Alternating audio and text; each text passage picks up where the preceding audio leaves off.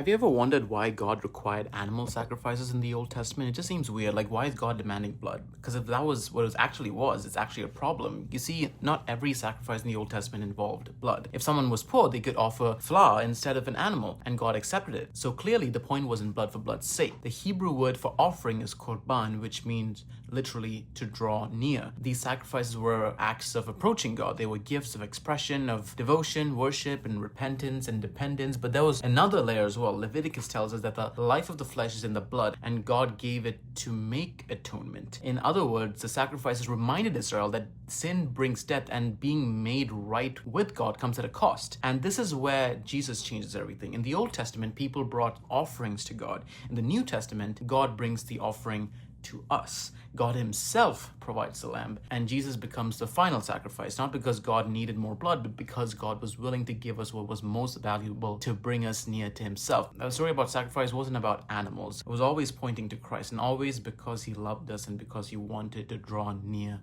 to us. And that's the point.